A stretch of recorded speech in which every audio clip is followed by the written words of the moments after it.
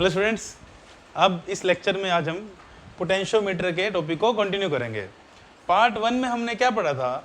Part 1 में हमने potentiometer की कंस्ट्रक्शन पढ़ी, उसका प्रिंसिपल पढ़ा, देन उसकी वर्किंग पढ़ी। क्या डायग्राम था पोटेंशियोमीटर का कि ऐसे ऐसे 4 वायर्स थी उसमें, जिनको किससे जोड़ा हुआ था? थिक कॉपर की स्ट्रिप से।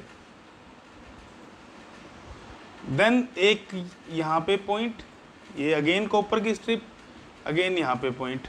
देन इसको हमने जोड़ा था किससे? ड्राइविंग सर्किट से। देन एक रियोस्टेट, इस पॉइंट को नाम दिया था हमने ए, इस पॉइंट को नाम दिया था हमने बी। इस डायग्राम को इजी करने के लिए हमने क्या किया था? इस डायग्राम को इजी करने के लिए हमने क्या किया? हमने ए और बी के बीच में एक वायर बना दी थी कि ये पूरी वायर को एक दिखा दी थी कॉमन वायर। देन इसके साथ क्या लगा है?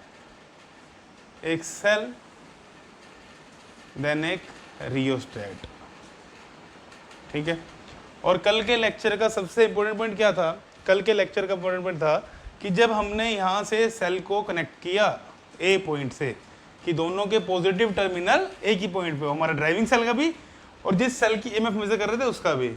Then galvanometer and then jockey. Similarly अगर यहाँ बनाना चाहूँ तो मैं cell, then galvanometer and then jockey. तो क्या पॉइंट आया था जो इंपॉर्टेंट पॉइंट है कि when galvanometer shows zero deflection, तो उस पॉइंट को हमने नाम क्या दिया था? बैलेंस पॉइंट, और I can say null point. उस पॉइंट पे EMF of cell is equal to potential difference across the balancing length of wire. ये क्यों रिवाइज कर रहे हैं? क्योंकि आज के लेक्चर में इसका यूज होना है। ठीक है, कि जब गैल्वेनोमीटर में डिफ्लेक्शन जीरो होगी और करंट जीरो हो गया, तो उस टाइम पे जो ईएमएफ ऑफ सेल है जिसको हम मेजर कर रहे हैं वो किसके इक्वल है? Potential drop across balancing length के। ठीक है, तो अब इसको कंटिन्यू करते हैं। आज का लेक्चर है हमारा क्या? आज का लेक्चर है हमारा applications of potentiometer. Important topic है सीबीएसई के पॉइंट ऑफ व्यू से। तो पहली एप्लीकेशन हम करते हैं, कौन सी एप्लीकेशन है? पहली एप्लीकेशन है comparison of EMF of two cells. जिसने इससे पिछला लेक्चर नहीं देखा वो पिछला लेक्चर देखना, तभी ये लेक्चर समझ में आएगा। सपोज किया दो सेल हैं, एक की ईएमएफ E1 है, एक की ईएमएफ E2 है, हमने उसकी ईएमएफ को कंपेयर करना है। तो मैं क्या करूंगा? सर्किट डायग्राम देखो कैसे बनेगा। एक सेल ईएमएफ कितनी उसकी? E1, दूसरा सेल उसकी ईएमएफ कितनी? E2। इन दोनों को हमने, इन दोनों की ईएमएफ को क्या करना है? कंपेयर करना है। देन यहाँ पे लगा एक स्विच, यहाँ पे भी एक स्विच लगा है। देन यहाँ पे क्या लगा? एक गैल्वेनोमीटर एंड यहाँ पे क्या लगा है? जॉकी। ठीक है, क्लियर? सपोज किया इसकी, ये जो स्विच है या की बोल, इसका नाम मैंने रख दिया ए, इसका नाम रख दिया मैंने बी। ठीक है, स्विच अगर ऐसे स्विच बना हो, पढ़ चुके तुम पहले, तो ये होता है ओपन स्विच।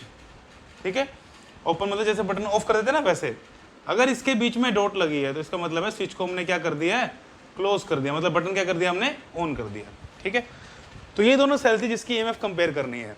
तो दो चीजें ध्यान में रखना। क्या? पहली चीज कि positive terminals of cells are connected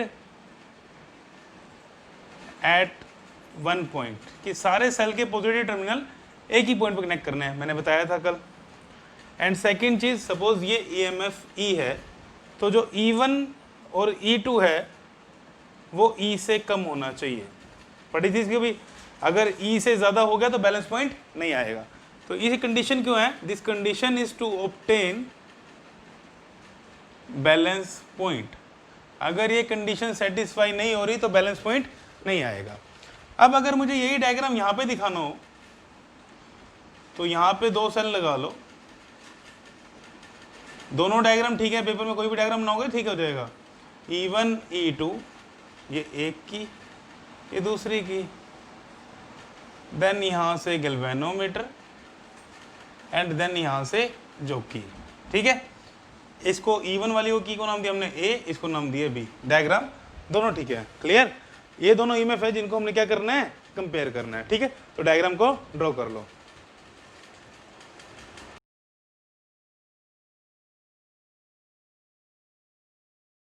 now अब पढ़ते हैं कि एप्लीकेशन कैसे कंपेयर करते हैं। तो सबसे पहला स्टेप क्या है, इंसर्ट की इन ए, कि इसमें हमने की को इंसर्ट कर दिया। ठीक है, मतलब जो मेरा E1 है वो सर्किट के अंदर इंट्रोड्यूस हो गया। Now E1 is introduced in the circuit. तो ये सर्किट पता कैसे बन गया कि सोचो यहाँ पे E2 है ही नहीं, क्योंकि ये तो सर्किट ओपन है, यहाँ पे की इंसर्ट नहीं है, तो अभी हमारा ये सर्किट है जैसे हम कल क्वेश्चन कर रहे थे। ठीक है, तो E1 सर्किट में आ गया तो सोचो ये है ही नहीं E2, ये ऐसे, क्योंकि वो की ओपन है। तो ऐसा हमने ऐसा कैलकुलेशन किया था। अब क्या करो, नाउ ये डायग्राम पेपर में करके दिखाने की जरूरत नहीं, सर समझाने के लिए बता रहा हूं। नाउ स्लाइड द जोकी on wire AB and obtain a null point, yeah, I can say obtain a point at which galvanometer shows zero deflection, कि एक ऐसा पॉइंट ऑब्टेन करो जहां पे गैल्वेनोमीटर जीरो डिफ्लेक्शन शो करे। और अभी मैंने बताया था गैल्वेनोमीटर अगर जीरो डिफ्लेक्शन शो करेगा तो उस पॉइंट पे EMF of cell will be equal to potential drop across balancing length। ठीक है, तो मैं सपोज करता हूं कि फॉर सेल 1,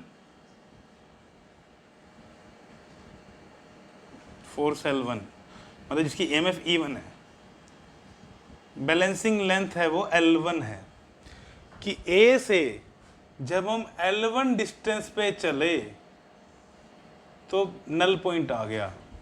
तो what can I write, E1 will be equal to potential difference across L1।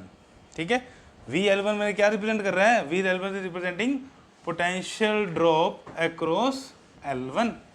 ठीक है, तो हमने कल पोटेंशियल ड्रॉप का फॉर्मूला क्या पढ़ा था, K इंटू L पढ़ा था, where K is potential gradient. ठीक है, या इसको V1 लिख लो सिंपल। तो बच्चे E1 किसके इक्वल आ जाएगा, now V1 will be equal to K into length कितनी है L1, तो E1 will be equal to K into L1। पहले सर्किट के लिए हो गया ये। अब इसके बाद क्या किया हमने, नेक्स्ट स्टेप में रिमूव की from A, remove key from A, insert in B, कि अब जैसे यहाँ पे E2 लगा हुआ था तो हमने A से की रिमूव कर दी और B में इंसर्ट कर दी। अब सोचो ये सर्किट में नहीं है। ठीक है, क्लियर। तो अब क्या होगा, अब अगेन हमने सेम प्रोसीजर अपनाया। अब E2 is introduce in the circuit, now slide the jockey over the wire and obtain a null point. हमने तब EMF of cell is equal to potential drop across length. अब let जो है हमारी जो balancing length आई, वो late कितनी length पे आ गई, L2। कहाँ से, A से L2 डिस्टेंस पे। ठीक है, तो अब क्या होगा, अब जो E2 होगा that will become equal to KL2, कि हमारी जो E2 की वैल्यू है अब किसके इक्वल आ गई, KL2, बिकॉज अब बैलेंसिंग लेंथ क्या आ गई, L2। तो इसको मैंने दे दिया फर्स्ट, इसको मैंने दे दिया सेकंड।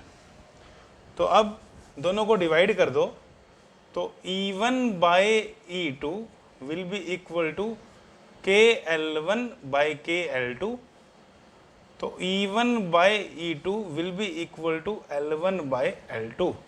तो लेंथ हमने मेजर कर रखी है, तो L1 बाय L2 करेंगे तो क्या आ जाएगा, E1 बाय E2 का रेशो हो जाएगा। तो हमने क्या कर दिया, हमने कंपेयर कर दिया किसको, E1 को और E2 को। यही पहली एप्लीकेशन थी, to comparison the EMF of two cells. तो हमने सिर्फ लेंथ कंपेयर करके EMF कंपेयर कर दी। अगर एक EMF पता हो, इफ E2 इज नोन, कि E2 की वैल्यू हमें पता है, तो हम E1 को इजीली फाइंड आउट कर सकते हैं। कैसे, E1 will be equal to E2 L1 by L2। तो अगर एक EMF पता हो तो दूसरी अननोन EMF हम निकाल सकते हैं। तो ये थी हमारी first application of potentiometer, which is to compare the EMF of two cells. दोबारा देख लो एक बार, हमने दो डायग्राम कैसे बनाया था, हमने यहाँ पे क्या लिया था E1, देन यहाँ पे एक की थी A, यहाँ B। हमने सबसे पहले क्या किया, की को इंसर्ट किया A में, B अभी ओपन है, तो सर्किट में क्या आ गई E1, हमने बैलेंसिंग लेंथ ली। सपोज बैलेंसिंग लेंथ कितनी है L1, तो E1 will be equal to potential drop across L1, तो E1 will be equal to K into L1। फिर हमने A से की को रिमूव किया और B में इंसर्ट कर दिया, B में इंसर्ट किया तो E2 सर्किट में आ गया। सेम प्रोसीजर अपनाया। अब बैलेंसिंग लेंथ क्या है L2, तो E2 will be equal to KL2, तो डिवाइड कर दिया तो E1 by E2 is equal to KL1 by KL2, तो E1 by E2 is equal to L1 by L2। तो नोट कर लो इसे।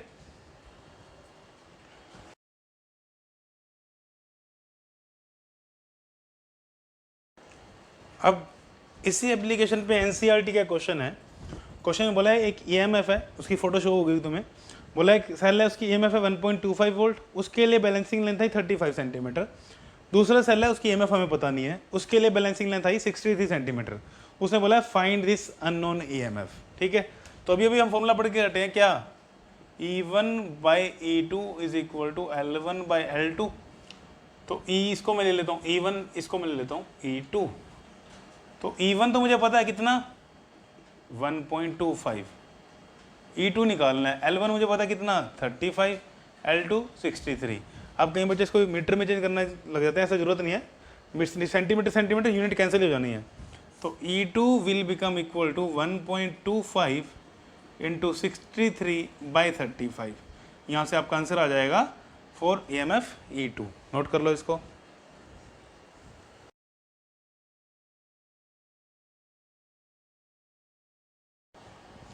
अब नेक्स्ट क्वेश्चन CBSE में आया हुआ है और अच्छा क्वेश्चन है। इस फॉर्मूले में बड़े क्वेश्चन आए CBSE में पोटेंशियोमीटर के ऊपर। बोले एक अरेंजमेंट किया पोटेंशियोमीटर की, अगर मैं E1 और E2 को इस अरेंजमेंट में कनेक्ट करूं तो बैलेंसिंग लेंथ है 120 सेंटीमीटर। अगर मैं E1 और E2 को इस अरेंजमेंट में करूं तो बैलेंसिंग लेंथ है 300 सेंटीमीटर। रेशो निकालो E1 और E2 का, एंड सेकंड पार्ट में बोला है कि E1 की वैल्यू निकालो, E1 के लिए बैलेंसिंग लेंथ निकालो, ये बोला ना। तो करते हैं क्वेश्चन। तो पहली अरेंजमेंट को मैं यहाँ ड्रॉ कर लेता हूँ, एक बार ध्यान से देखो।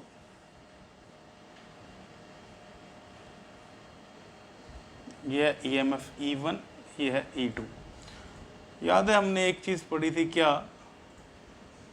सेल्स इन सीरीज, वही कंसेप्ट मुझे यूज करना है यहाँ पे। E1 E2, ठीक है, सेकेंड अरेंजमेंट में ऐसे है। इसके लिए बैलेंसिंग लेंथ आ रही है 120 सेंटीमीटर, इसके लिए बैलेंसिंग लेंथ आ रही है 300 सेंटीमीटर। ये गिवन है क्वेश्चन में, ठीक है। तो हमसे बोला है कि E1 और E2 का रेशियो निकालो। अब इस केस में इक्विवेलेंट EMF का फॉर्मूला, जिसने वो लेक्चर देखा हुआ है, पता है कि फॉर्मूला क्या होता है E1 माइनस E2, और इस केस में क्या होता है E1 प्लस E2, ठीक है। इक्विवेलेंट EMF मतलब इन दोनों की जगह एक ही सेल लगा दो तो, ठीक है, कि इन दोनों की जगह एक सेल लगा दो तो उसकी EMF कितनी होगी E1 माइनस E2। अब क्वेश्चन आता है कि सर आपने E1 माइनस E2 क्यों लिखा, E2 माइनस E1 भी तो लिख सकते थे। अब देखो मैंने क्या बोला था, पॉजिटिव टर्मिनल कनेक्ट होने चाहिए। इस सेल का पॉजिटिव टर्मिनल आ रहा है पे और इसका पॉजिटिव टर्मिनल आ रहा है पे, इसका तो कौन सा आ रहा है नेगेटिव। बैलेंस पॉइंट आ रहा है, बैलेंस पॉइंट के लिए पॉजिटिव टर्मिनल यहाँ पे कनेक्ट होने चाहिए ना। तो इसका मतलब क्या है, इसका मतलब है E1 डोमिनेट कर रहा है, तो E1 की वैल्यू E2 से क्या है ज़्यादा, इसलिए हमने क्या किया E1 माइनस E2। तो पहले केस में इन दोनों की जगह एक सेल लगा सकता हूँ E1 वाली ओरिएंटेशन में और E1 माइनस E2। सेकेंड वाले में एक सेल लगा सकता हूँ और E1 प्लस E2।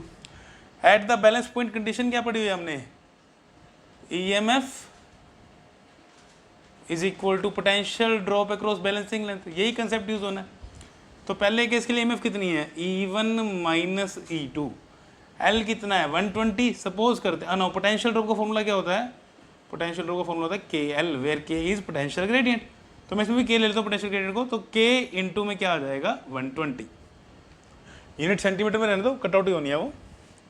तो E1 minus E2 is equal to 120 K।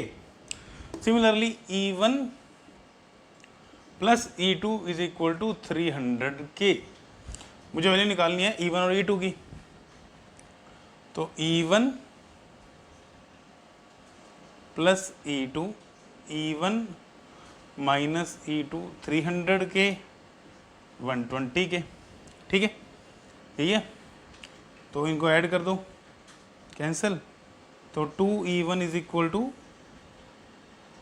420 K। तो E1 will be equal to 210 K। E2 निकाल लो यहाँ से निकाल लो, इजी रहेगा। E2 will be equal to 300 K minus E1। तो E2 will be equal to 300 K minus 210 K, that will come out to be 90 K, ठीक है। अब ratio किसका पूछा था, E1 और E2 का फॉर्मूला क्या था, E1 बाय E2, E1 की वैल्यू पुट करो is equal to L1 by L2 is equal to, E1 की वैल्यू क्या है 210 K अपॉन में 90 K, यही है वैल्यू, कैंसिल आउट कर दो। तो क्या आ गया 7:3। This is the answer for your first part. अब सेकंड पार्ट में क्या बोला है, सेकंड पार्ट में बोला है कि अकेले E1 के लिए बताओ बैलेंसिंग लेंथ कितनी होगी। तो E1 will be equal to, एक फॉर्मूला तुमने क्या पढ़ा हुआ है KL1, पढ़ा फॉर्मूला E1 के लिए। तो E1 की वैल्यू पुट कर दो 210 K is equal to KL1। तो L1 कट गया, तो L1 will be equal to 210 centimetre, because पीछे से हम सेंटीमीटर में लेके चल रहे हैं यूनिट। तो ये आ गई हमारी इसकी लेंथ E1 के लिए बैलेंसिंग लेंथ। तो यहाँ दोनों पार्ट सॉल्व हो गए। ऐसे क्वेश्चन को ध्यान से करना कि यहाँ पे नेगेटिव टर्मिनल और नेगेटिव टर्मिनल जुड़े थे, तो इक्विवेलेंट में क्या होगी E1 माइनस E2। यहाँ पे नेगेटिव के साथ पॉजिटिव है तो क्या हो जाएगी E1 प्लस E2, और हमने क्वेश्चन सोल्व कर दिया। नोट कर लो इसे। नाउ अब हम पढ़ते हैं पोटेंशियोमीटर की सेकंड एप्लीकेशन। पोटेंशियोमीटर की सेकंड एप्लीकेशन क्या है, to find internal resistance of a cell, ठीक है, कि हम इसकी हेल्प से internal resistance of cell find out कर सकते हैं। अब मैं डायग्राम बना रहा हूँ, सिंपल वाला सिंगल वायर बनाते थे, दूसरे वाला तुम खुद बना लेना, ठीक है। तो ए बी, यहाँ पे एक सेल लिया हमने, सपोज उसकी ईएमएफ कितनी है E, यहाँ पे लगाया एक रियोस्टेट, ठीक है। देन जिस सेल की EMF internal resistance find out करनी है उसको कनेक्ट करो यहाँ पे E1, then galvanometer and then jockey, ठीक है। इस सर्किट में एक मॉडिफिकेशन क्या करनी है, इस सर्किट में एक मॉडिफिकेशन करनी है कि यहाँ पे एक रेजिस्टेंस R इंसर्ट करनी है और एक की के साथ, ठीक है। सपोज इस की का नाम दे दूँ मैं K, ये रेजिस्टेंस R, और ये रेजिस्टेंस है जो हमारी, ये नॉन रेजिस्टेंस है, मतलब इसकी वैल्यू हमें पता होगी। इसको किसकी हेल्प से इंसर्ट करते हैं, इसको इंसर्ट करते हैं हम रेजिस्टेंस बॉक्स की हेल्प से, ठीक है। क्लियर हो गया कि E1 वो सेल है जिसकी हमने इंटरनल रेजिस्टेंस फाइंड आउट करनी है, सर्किट बनाया, इसमें जो R है दैट इज नॉन रेजिस्टेंस, उसको किसकी हेल्प से इंसर्ट करते हैं हम, रेजिस्टेंस बॉक्स की हेल्प से। देन अब मुझे थोड़ा सा टॉपिक रिवाइज कराना पड़ेगा। कौन सा टॉपिक, जिसमें मैंने बताया था difference, terminal potential difference and EMF of cell में डिफरेंस। तो मैं दो सर्किट ड्रॉ कर रहा हूँ, ध्यान से देखना दोनों सर्किट में क्या डिफरेंस है।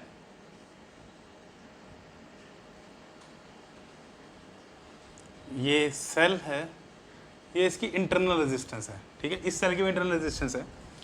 देन ये एक एक्सटर्नल रेजिस्टेंस से कनेक्ट है जिसका वैल्यू कितनी है आर। अब ये सर्किट ओपन है, क्या सर्किट है ये, ओपन सर्किट। ओपन सर्किट का मतलब क्या होता है कि कोई करंट फ्लो नहीं कर रहा, आई कितना है 0। देन अगेन सेम सर्किट ही बना रहा हूं मैं, ईएमएफ रेजिस्टेंस आर। मुझे इस टॉपिक की जरूरत है, मैं इसलिए समझा रहा हूँ क्योंकि यहाँ फॉर्मूला यूज होगा, एक पॉइंट यूज होगा, वो तुम्हें पता होना चाहिए।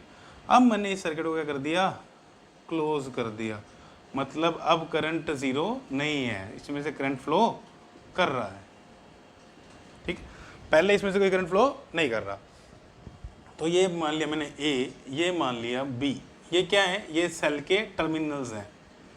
तो V A minus V B is equal to V ले लिया, that is potential difference across terminals of cell. तो हमने एक फॉर्मूला पढ़ा था, याद है, V is equal to E minus I R. इस कंडीशन में V किसके इक्वल रहता था, E के। इस कंडीशन में V सेम रहता था कितना, E माइनस आई आर। मतलब अगर सर्किट ओपन है तो क्या मेजर होगी यहाँ पे, EMF। अगर सर्किट क्लोज है तो क्या मेजर होगा, टर्मिनल पोटेंशियल डिफरेंस। इस चीज को लिख लो कि इफ सर्किट इज ओपन तो जो टर्मिनल्स के बीच में पोटेंशियल डिफरेंस है that is EMF. If circuit is close तो जो टर्मिनल्स के बीच में पोटेंशियल डिफरेंस आ रहा है वो ईएमएफ नहीं आएगा, वो क्या आएगा, टर्मिनल पोटेंशियल डिफरेंस जो ईएमएफ से कम है, V is equal to E minus I R. फिर मैंने एक रिलेशन डिराइव करवाया था, वो रिलेशन यहाँ लिखता हूँ क्योंकि वो यूज होना है इस डेरिवेशन में। R is equal to E by V minus 1 into R. E is the EMF, V is the terminal potential difference, ठीक है। ये रिलेशन हम पहले डिराइव कर चुके हैं, जिसको नहीं पता वो वीडियो देखना, relation between EMF and terminal potential difference, ठीक है। तो इसको नोट कर लो, फिर मैं इसकी वर्किंग समझाता हूँ कैसे।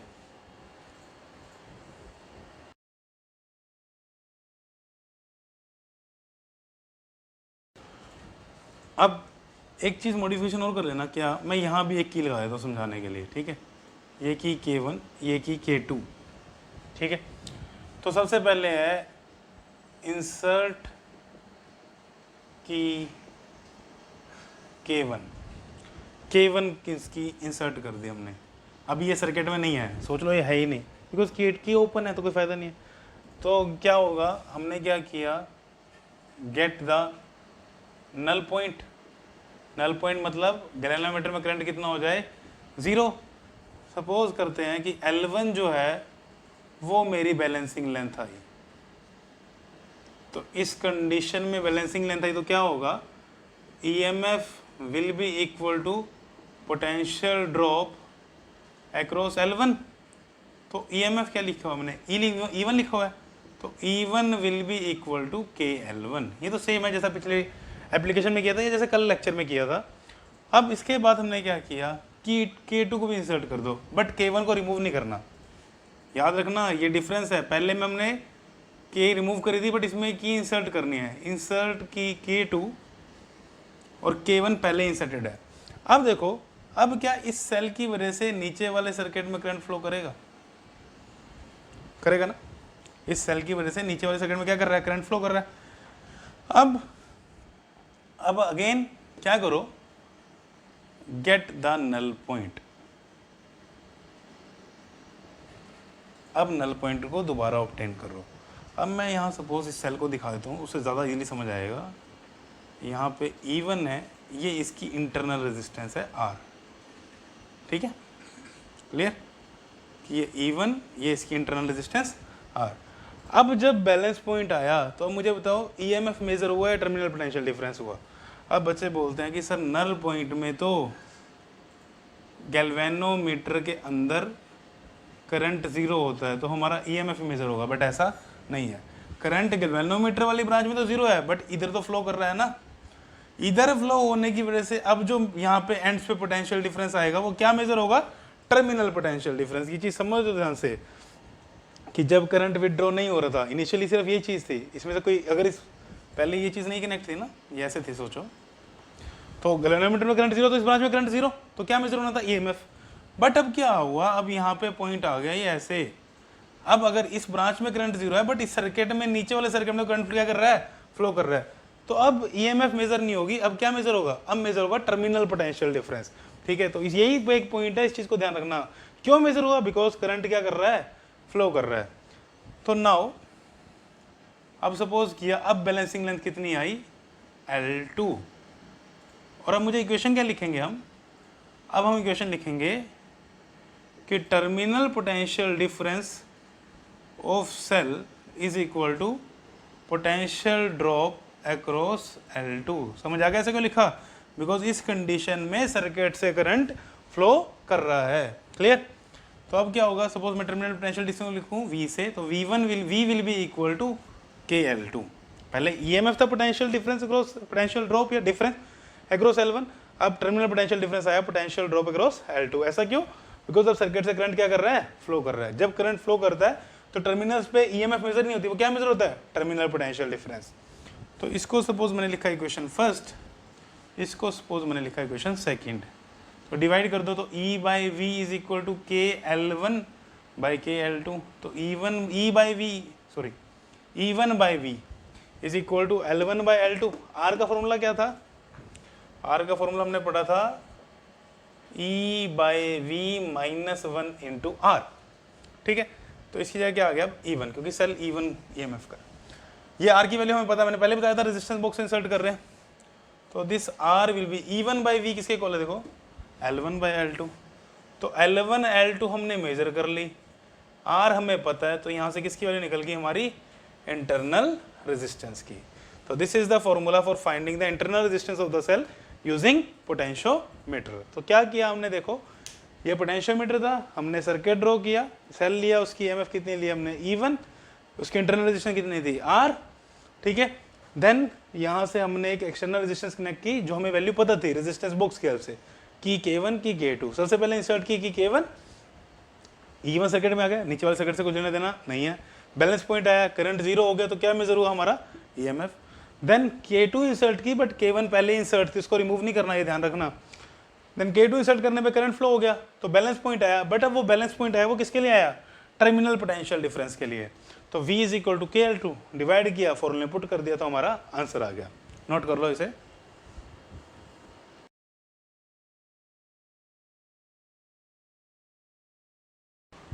अब NCERT क्वेश्चन इसी एप्लीकेशन के ऊपर डायग्राम बनाया हुआ है, 2 वोल्ट का सेल है, ये 1.5 वोल्ट का सेल कनेक्ट किया। जब इसको ओपन सर्किट है, मतलब जब ये नीचे से कनेक्टेड नहीं है, तो जो हमारी EMF आ रही है, वो जो हमारी बैलेंसिंग लेंथ आ रही है, वो 76.3 सेंटीमीटर के लिए है।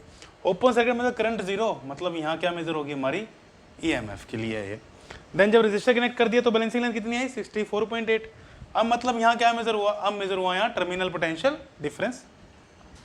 तो इस लेंथ को मैं लिखता हूँ L1, इस लेंथ को मैं लिखता हूँ L2। तो क्या फॉर्मूला है R का? R का फॉर्मूला था E by V minus 1 into R, और इसको हमने क्या लिख दिया था? L1 by L2 minus 1 into R। तो अब L1 कितना है? 76.3, L2 64.8, माइनस 1, R 9.5। तो इसको सोल्व कर लो, यहाँ से तुम्हारी क्या आ जाएगी? Internal resistance. सिंपल सा न्यूमेरिकल था, NCERT बैक एक्सरसाइज का, नोट कर लो इसे।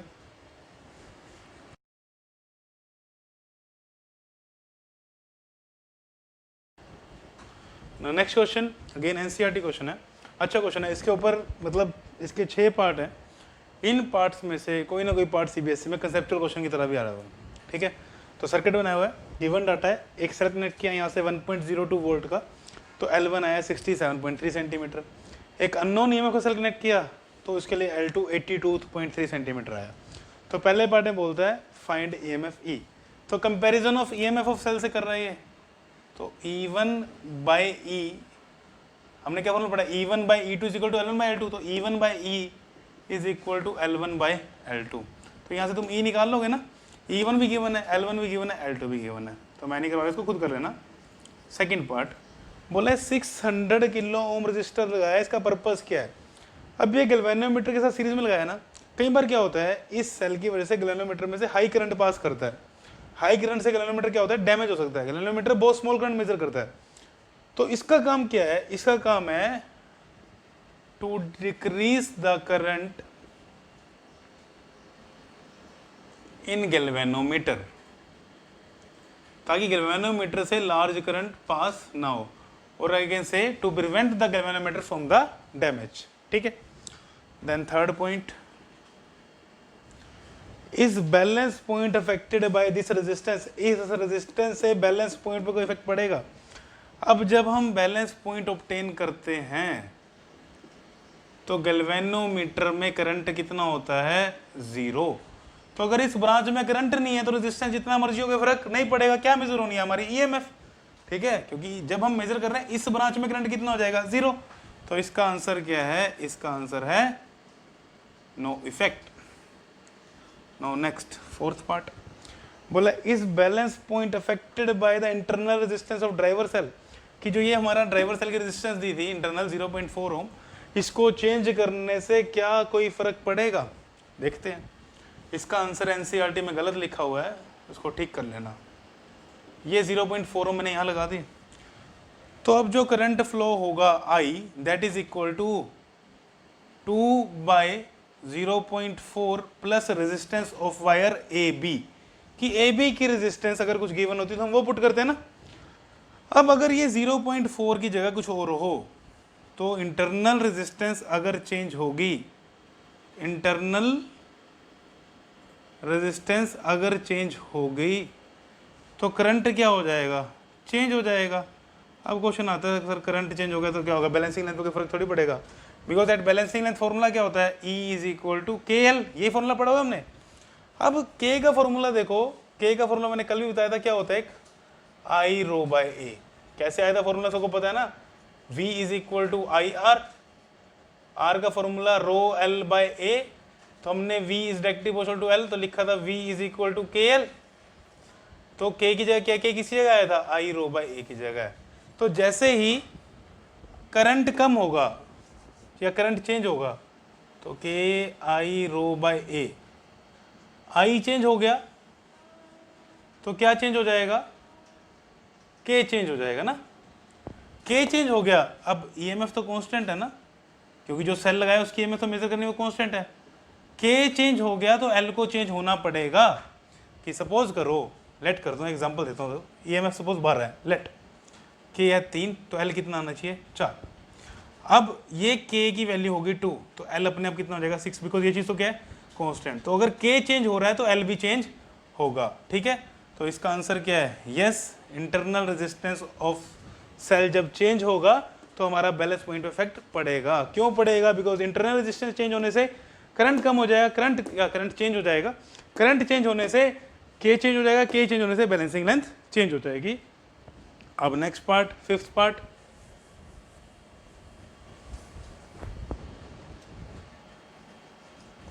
फिफ्थ पार्ट ने बोला है वुड दिस मेथड वर्क अगर ड्राइवर सेल की EMF में 2 वोल्ट की जगह 1 वोल्ट कर दूं। अब अगर मैं इसको 1 वोल्ट कर दूं, ये कितना है, 1.0। मैंने पहले बताया था जिस सेल की EMF मेजर करनी हो उसकी EMF हमेशा इससे क्या होनी चाहिए, कम। मतलब ये जो ड्राइवर सेल है उसकी EMF हमेशा इससे ज्यादा होनी चाहिए, जिस सेल की मेजर करना है उसकी कम होनी चाहिए। तो मेथड वर्क करेगा, नो। तो इसका आंसर क्या है, नो। ठीक है, इसको हम डिस्कस कर चुके हैं पहले ही। अगर फिर बोला है इसकी जगह अगर मैं कुछ मिली वोल्ट का सेल ले आऊं 1.02 की जगह, तो क्या ये मेथड वर्क करेगा। अब देखो, अगर ये 1.02 वोल्ट का सेल है तो बैलेंसिंग लेंथ कितनी आ रही है, 61.3 आ रही है, मतलब यहाँ से 67.3 आ रहा है। अब अगर मैं सेल ले आऊं सपोज 1 मिली वोल्ट का, और आई कैन से 10⁻³ वोल्ट का, 1 वोल्ट के लिए ये लेंथ थी ना, तो 10⁻³ के लिए तो जो मेरा बैलेंस पॉइंट है that lie very close to A, कि मिली वोल्ट के लिए तो बैलेंसिंग लेंथ बहुत ज्यादा कम हो जाएगी और वो A के बहुत पास आ जाएगा, तो मेजर करना क्या होगा, टफ, तो वर्क नहीं करेगा। तो बोला है बताओ भाई कोई मेथड बताओ अगर ये वर्क करे। तो मेथड क्या, अब देखो जैसे कल मैंने तुम्हें एग्जांपल लिया था ना कि यहाँ पे मैंने 10 वोल्ट लिया था, यहाँ 0, और यहाँ पे अब सपोज 9 वोल्ट 8 वोल्ट ऐसे ड्रॉप कर रहा है। तो अगर मैं 1 वोल्ट का सेल लगाता हूँ तो उसका बैलेंसिंग पॉइंट यहाँ पे आ जाएगा 1 सेंटीमीटर पे। या 1 मीटर पे, सपोज अगर 10 मीटर की वायर है, ठीक है, क्लियर। जैसे हमने कल किया था कि हम लेट कर लेते हैं इसका पोटेंशियल ग्रेडियंट है 1 वोल्ट पर मीटर। अब अगर मैं लगा दूं 10⁻³ वोल्ट, तो वो कितने पे आएगा, वो आएगा 10⁻³ मीटर। तो उसको मेजर करना क्या हो जाएगा, बहुत मुश्किल। अब अगर मुझे वर्क करवाना है इसको, तो मैं चाहूँगा यहाँ पे भी कितना हो, मतलब जो यहाँ पोटेंशियल ड्रॉप हो रहा हो ए बी के क्रॉस, वो भी किस में हो, मिली वोल्ट में, ताकि दोनों कंपैरिजन में हो और कंपेयर हो सके। तो मुझे बेसिकली क्या करना है, मुझे potential drop across A B की वैल्यू क्या करनी है, कम से कम करनी है। वो कब पॉसिबल है, जब मैं इस सेल के साथ एक बहुत ज़्यादा रेजिस्टेंस लगा दूँ, कि इसके साथ मैंने बहुत ज़्यादा रेजिस्टेंस लगा दी, ठीक है, तो सारे का सारा पोटेंशियल ड्रॉप हो जाएगा इसके क्रॉस, तो A B cross potential drop क्या बचेगा, बहुत ज़्यादा कम, और हम मेजर कर पाएंगे। तो इस मेथड को अगर वर्क करना है तो connect a large resistance with driver cell, कि ड्राइवर सेल के साथ एक बहुत ज्यादा वैल्यू ऑफ रेजिस्टेंस कनेक्ट कर दो। क्यों कनेक्ट कर दो, so that potential drop across A B will become very low, और हम जो हमारा मिली वोल्ट का पोटेंशियल है उसको मेजर कर पाए। ठीक है, क्लियर हो गया कि जैसे ही हमने एक्सटर्नल रेजिस्टेंस ज्यादा किया, तो जो हमें ए और बी पॉइंट पोटेंशियल ऑब्टेन हो रहा था उसकी वैल्यू क्या हो जाएगी, बहुत ज्यादा कम हो जाएगी। वैल्यू बहुत ज्यादा कम होने से हमें क्या होगा, हम इजीली फाइंड आउट कर सकते हैं, सॉरी 10⁻³ नहीं आएगा, लेट 2 × 10⁻³ आएगा, क्योंकि इससे ज़्यादा होना चाहिए ना, मैंने बताया था। तो जब पोटेंशियल ड्रॉप बहुत ज़्यादा कम हो जाएगा तो हम उसका बैलेंस पॉइंट ऑब्टेन कर पाएंगे, जो अगर मिली वोल्ट का सेल लगाएं, अदरवाइज हम बैलेंस पॉइंट ऑब्टेन नहीं कर पाएंगे। और पोटेंशियल कम करने का मेथड क्या है, उसके क्रॉस क्या लगाओ, एक बहुत ज़्यादा रेजिस्टेंस लगा दो। ठीक है, तो इस क्वेश्चन को नोट कर लो।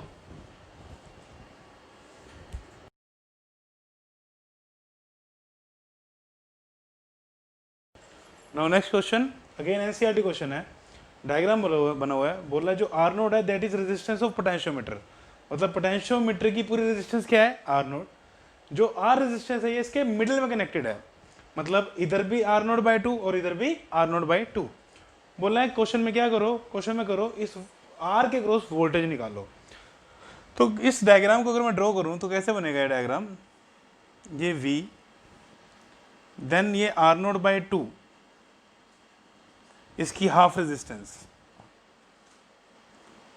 देन ये आर नोड बाई 2 इधर, और इस आर नोड बाई 2 से ये आर जुड़ा हुआ है। ये डायग्राम ऐसे है, ठीक है, बोला है ना कि आर नोड के हाफ में जुड़ा है, तो इधर भी आर नोड बाई 2, इधर भी आर नोड बाई 2। वैसे तो क्वेश्चन है ये कौन सा, हमने जैसे करा था resistance in series parallel, but potentiometer में दिए हुए, देखते हैं हम कैसे करना है। सपोज किया कि यहाँ से करंट फ्लो किया I, ठीक है, क्लियर, इधर करंट गया सपोज I1, इधर करंट गया सपोज I2, क्लियर, ठीक है। अब मुझे निकालना है कि इस I की वैल्यू कितनी है, तो इस सर्किट को सिंपलीफाई करते हैं। अब ये आर नोड बाई 2 और आर किस में है, पैरेलल में। Now R and R naught by 2 R in parallel, ठीक है। तो इनकी इक्विवेलेंट रेजिस्टेंस को मैं ले लेता हूं, suppose R dash is equivalent resistance of R naught by 2 and R. तो आर डैश की वैल्यू निकाल लेंगे, 1 by R dash is equal to 1 by R plus 1 by R naught by 2, that will come out to be 1 by R plus 2 by R node.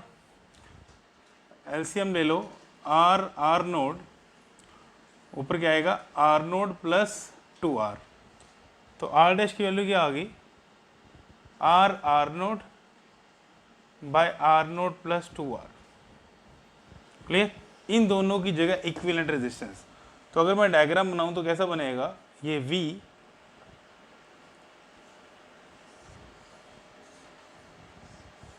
इन दोनों की जगह एक resistance आ गई are dash, and एक resistance आ गया R, and current कितना flow कर रहा है, I,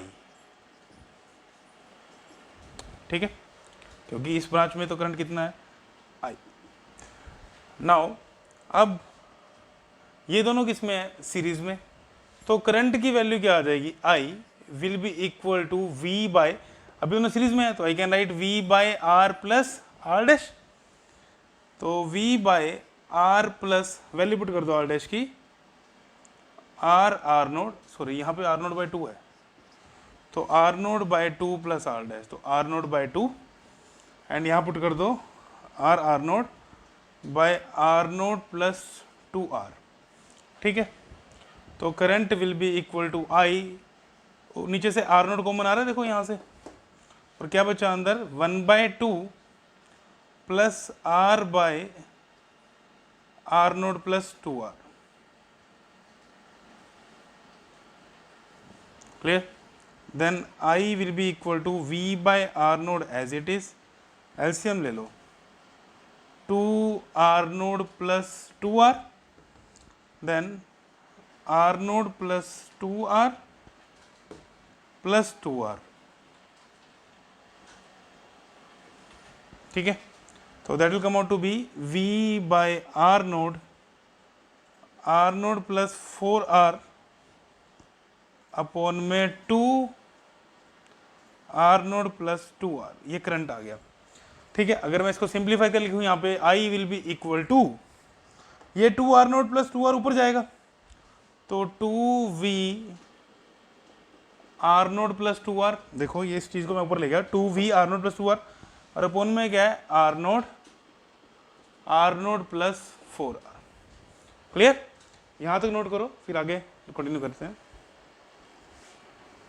अब मुझे निकालना क्या था, वोल्टेज अक्रॉस आर, मतलब मुझे यहाँ पे टर्मिनल पोटेंशियल डिफरेंस, मतलब यहाँ सॉरी यहाँ मुझे पोटेंशियल डिफरेंस चाहिए, ये पॉइंट आ गया ए, ये आ गया बी, तो ये भी ए बी पॉइंट्स कॉमन नहीं है, बीच में कोई रेजिस्टेंस तो नहीं है, तो यहाँ पे पॉइंट है ए, यहाँ पे पॉइंट है बी, ठीक है।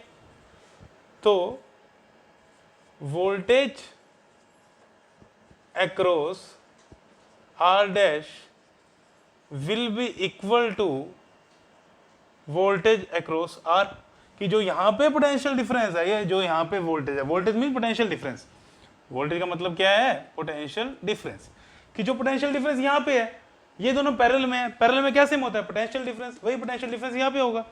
तो करंट कितना पास कर रहा है यहाँ से इस टाइम पे, आई करंट पास कर रहा है यहाँ पे, इसको भूल जाओ, इससे इजीली हो जाएगा वो, ठीक है। तो कितना करंट पास कर रहा है यहाँ से इस टाइम, आई करंट पास कर रहा है।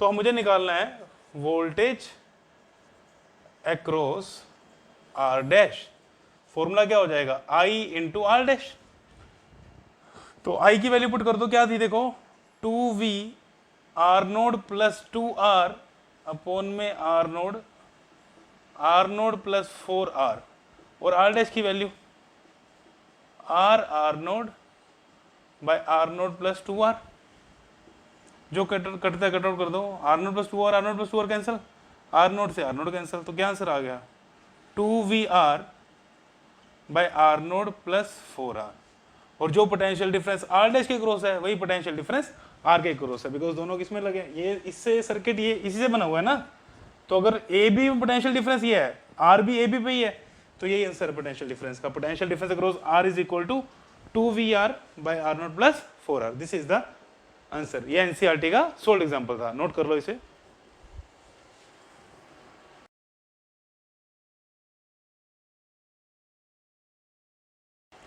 अब next question again NCERT question है, ठीक है। क्वेश्चन में बोला है कि एक पोटेंशियोमीटर का अरेंजमेंट है, बोला है एक आर रेजिस्टेंस से एक एक्स रेजिस्टेंस कनेक्ट कर रहे हैं, तो आर मेजर कर रहा है, जब आर लगाया 10 ओम का तो बैलेंसिंग पॉइंट आया 58.3, जब एक्स लगाया तो 68.5 आया, तो बोलो बताओ कि एक्स की वैल्यू क्या है।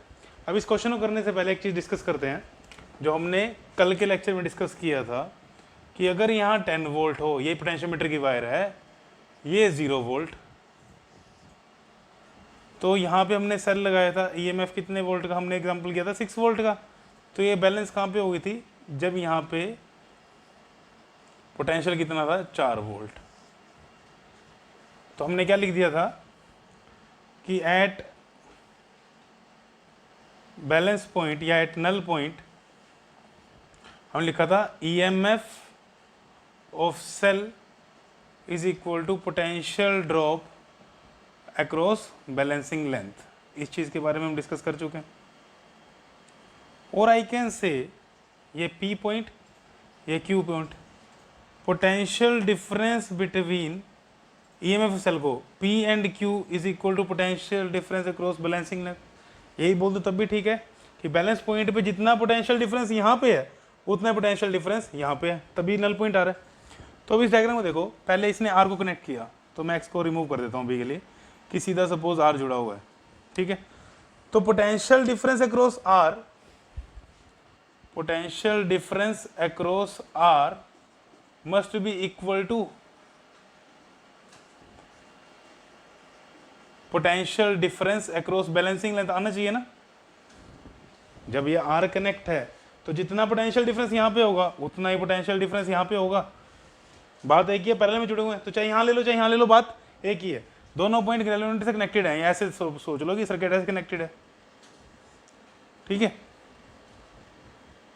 ये सर्किट ऐसे कनेक्टेड है, ठीक है। तो जितना पोटेंशियल डिफरेंस यहाँ पे होगा उतना यहाँ पे होगा। तो I can say potential difference across R is equal to balancing length. Potential difference across R का formula I into R, balancing length K into, suppose मैं इसको ले लूँ L1, तो K इंटू L1। अब सर्किट में दोबारा क्या बोला कि सर्किट कैसे बना हुआ था, ये यहाँ R था, देन यहाँ X, असली में सर्किट ये था। अब बोला है कि अब X के साथ किया तो अब ये रेजिस्टेंस हटा दो, समझने का तरीका है। अब बैलेंसिंग लेंथ क्या आई, 68.5, तो इसको मैं ले लेता हूँ L2। तो अब potential difference across X is equal to potential difference across balancing length, और I can say I into X is equal to KL2। Divide कर दो दोनों को, IR by IX is equal to KL1 by KL2, cancel. तो R by X is equal to L1 by L2। R तुम्हें पता है 10 ओम, L1 पता है, L2 पता है, यहाँ से किसकी वैल्यू निकालोगे तुम, X की। सो यहाँ से X निकाल लेना, तुम्हारा आंसर आ जाएगा। नोट कर लो इसे।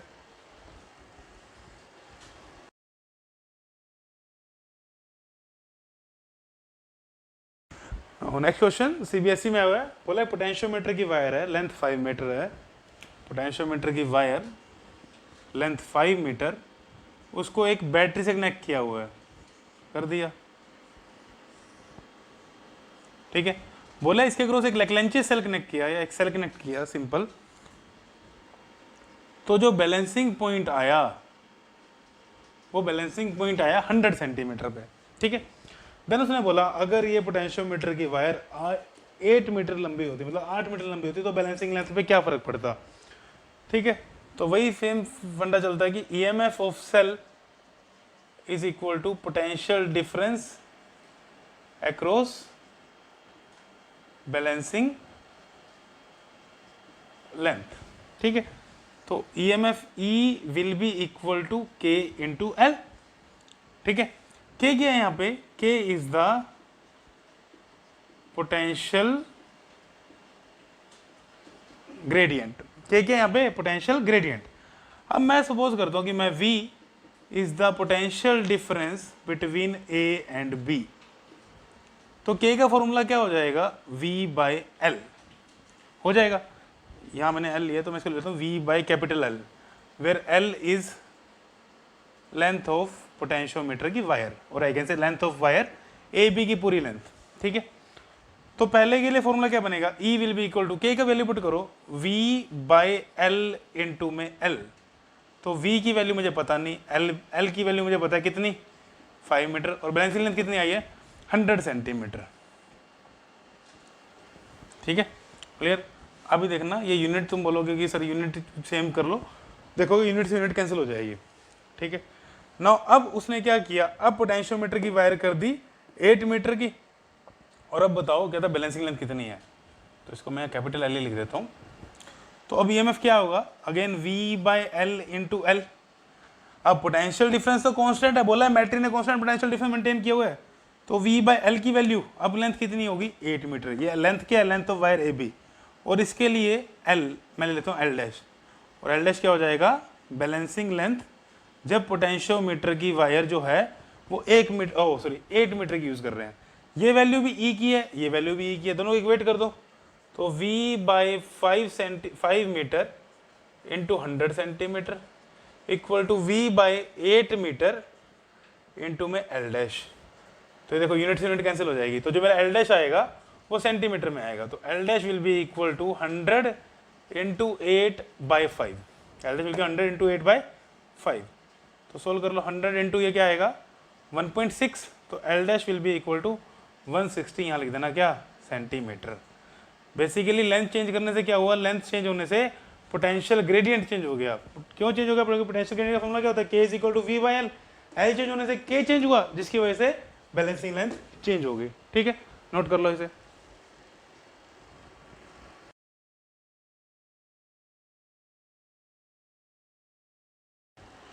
Next question again CBSE question. Circuit बनाया हुआ है और बोला है क्या, बोला है कि x ने वैल्यू इंक्रीज की r की, K1 क्लोज्ड है K2 ओपन है। तो K1 क्लोज्ड है और K2 ओपन है।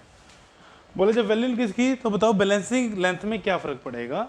अब एट बैलेंस पॉइंट मैंने क्या बताया है, EMF of cell is equal to potential drop across balancing length.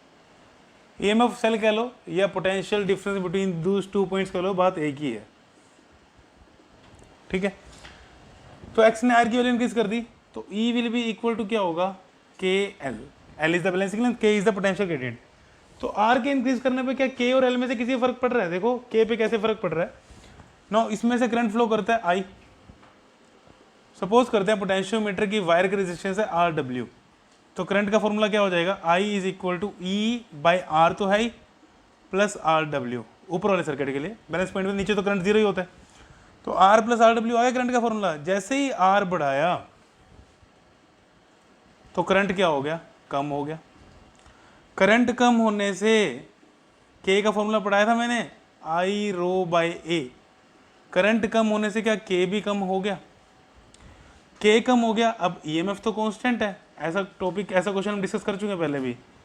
K की वैल्यू क्या हो रही है, कम, तो L की वैल्यू क्या होनी चाहिए, बढ़नी चाहिए।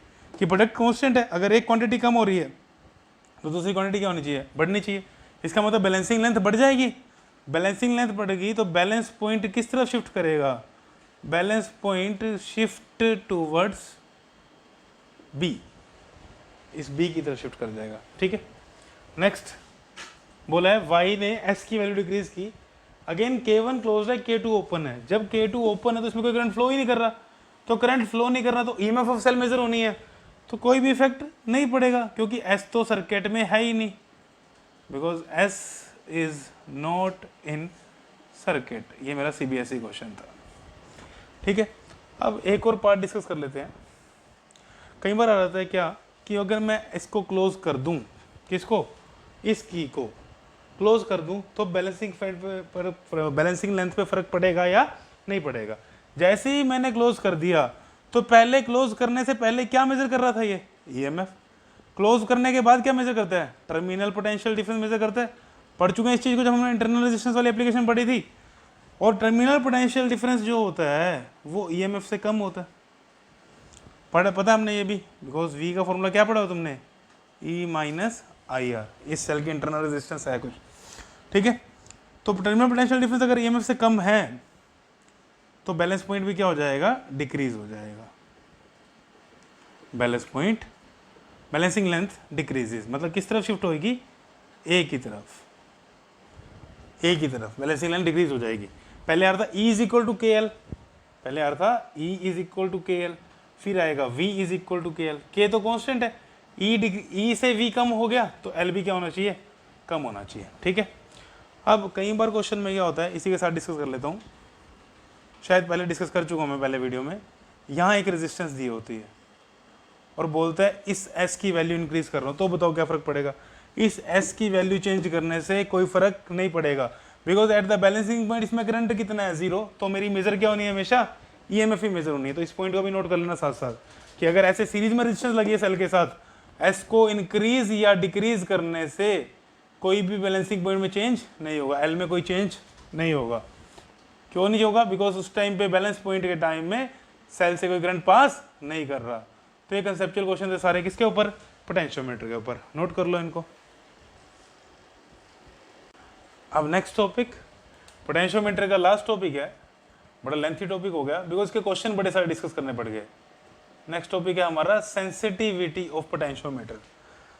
कोई भी डिवाइस सेंसिटिव तब होता है जब वो छोटे से छोटा चेंज भी मेजर कर सके। पोटेंशियोमीटर क्या मेजर करता है, पोटेंशियोमीटर मेजर करता है पोटेंशियल डिफरेंस। तो सेंसिटिविटी ऑफ पोटेंशियोमीटर क्या होगी, अ potentiometer is said to be sensitive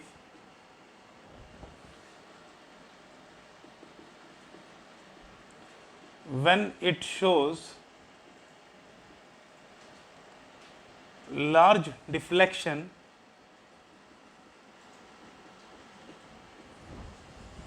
for small change in potential difference। कि छोटे से चेंज के लिए पोटेंशियोमीटर में डिफ्लेक्शन क्या होनी चाहिए, बहुत ज़्यादा। ठीक है, अब आता है नेक्स्ट टॉपिक हमारा इसी का ही, methods to increase sensitivity of potentiometer. CBSE point of view से इंपॉर्टेंट है, क्वेश्चन आता है इसके ऊपर कि what are the methods we can increase the sensitivity of potentiometer. अब एक एग्जांपल समझते हैं। फॉर एग्जांपल एक पोटेंशियोमीटर की वायर ली मैंने ए बी, उसका पोटेंशियल ग्रेडियंट है 1 वोल्ट पर metre.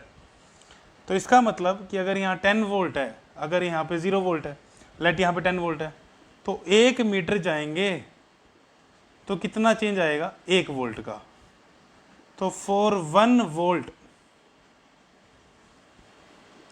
Potential difference there will be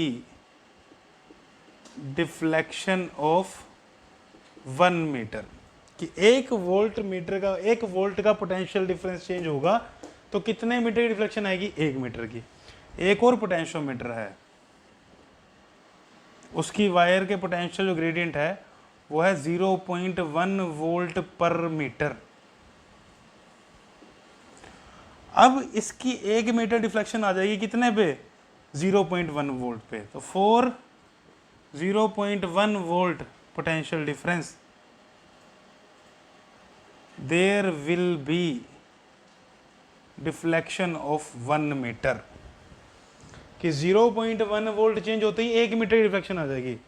और अगर मुझे 1 वोल्ट पोटेंशियल डिफरेंस चेंज करना हो इसमें नीचे वाले में, तो there will be deflection of 10 metre. 10 से मल्टीप्लाई होगा ना, 10 वोल्ट। तो अब क्वेश्चन आता है कि ये वाला पोटेंशियोमीटर ज़्यादा सेंसिटिव है, फर्स्ट वाला या सेकंड वाला। ये 1 मीटर की डिफ्लेक्शन देगा जब 1 वोल्ट पोटेंशियल डिफरेंस होगा, ये 1 मीटर की डिफ्लेक्शन देगा 0.1 वोल्ट पे। तो मुझे बताओ 0.2 वोल्ट मेजर करना इसमें ईजी है या इसमें ईजी है, इसमें ईजी है ऑब्वियसली। 0.2 वोल्ट पे ये मुझे कितनी डिफ्लेक्शन दे देगा, 2 मीटर की, क्योंकि 0.1 वोल्ट पे कितना की दे रहा है, 1 मीटर की। ये कितने की देगा, ये देगा 0.2 मीटर की सिर्फ, क्योंकि 1 वोल्ट 1 मीटर पे, तो 0.1 वोल्ट 0.1 मीटर पे, तो 0.2 वोल्ट 0.2 मीटर पे। तो 0.2 वोल्ट छोटा सा चेंज हुआ, इसने डिफ्लेक्शन दे दी 2 मीटर की। तो इसमें मेजर करना इजी हुआ ना 0.2 वोल्ट, और इसमें क्या हो रहा है, मुश्किल होगा, बिकॉज ये 0.2 मीटर की लेंथ है सिर्फ। तो जितना छोटा पोटेंशियल ग्रेडियंट होगा, देखो इसमें पोटेंशियल ग्रेडियंट की वैल्यू स्मॉल थी, उतना ही पोटेंशियोमीटर क्या होगा, ज़्यादा सेंसिटिव होगा। तो पोटेंशियोमीटर की सेंसिटिविटी बढ़ाने का तरीका क्या है, डिक्रीज कर दो के की वैल्यू, कि sensitivity of potentiometer can be increased by decreasing the value of के। समझ आ गया कि के की वैल्यू को डिक्रीज कर दो, पोटेंशियोमीटर की सेंसिटिविटी बढ़ जाएगी। देखो हमने देखा था कि ये वाला ज़्यादा सेंसिटिव था, इसका के कम है, ये वाला कम सेंसिटिव, इसका के ज़्यादा है। अब के को डिक्रीज करने के कितने मेथड है, के का फॉर्मूला क्या पढ़ा हमने, V/L, और एक का के का फॉर्मूला क्या पढ़ा था, I ρ/A। तो के को मुझे डिक्रीज करना है, तो पहला मेथड है लेंथ को इंक्रीज कर दो। तो सेंसिटिविटी बढ़ाने का पहला मेथड क्या आ गया, length of potentiometer wire increase कर दो। सेकंड, करंट को डिक्रीज कर दूं तो भी तो सेंसिटिविटी कम हो रही है, current in potentiometer wire decrease, कि या तो पोटेंशियोमीटर वायर की लेंथ को बढ़ा दो या जो उसमें से करंट पास कर रहा है उसको क्या कर दो, कम कर दो, सेंसिटिविटी क्या हो जाएगी, बढ़ जाएगी। क्वेश्चन था सीबीएसई का यही कि हमने पोटेंशियोमीटर की सेंसिटिविटी को बढ़ाना है, तो कैसे बढ़ा सकते हैं। पहला है कि वैल्यू ऑफ पोटेंशियल ग्रेडियंट हमने क्या करना है, कम करना है। उसको कम करने के दो मेथड है। पहला क्या कि पोटेंशियोमीटर की जो वायर है उसकी लेंथ बढ़ा दो। सेकंड मेथड क्या, जो उसमें करंट फ्लो कर रहा है उसको डिक्रीज कर दो, बिकॉज दोनों से क्या होना है, के कम होना है। देन इसी के ऊपर एक कंसेप्चुअल क्वेश्चन आया था सीबीएसई में। क्या था वो क्वेश्चन, याद है, मैंने वी और एल का ग्राफ बनाया था। वी क्या था यहाँ पे, पोटेंशियल ड्रॉप। क्या था V, potential drop. L length, तो ये ग्राफ स्ट्रेट लाइन आया था और इसका स्लोप क्या देता है, K, which is equal to potential gradient. तो दो वायर दे दी K1 और K2, कि ये पोटेंशियोमीटर 1 के लिए, ये पोटेंशियोमीटर 2 के लिए। बोला बताओ कौन सा पोटेंशियोमीटर प्रेफर करोगे तुम, सेंसिटिविटी किसकी ज़्यादा है। सीबीएसई क्वेश्चन है, अच्छा क्वेश्चन है। तो स्लोप की वैल्यू अगर कम होगी तो K भी कम होगा, K जितना कम होगा सेंसिटिविटी उतनी ही ज़्यादा होगी।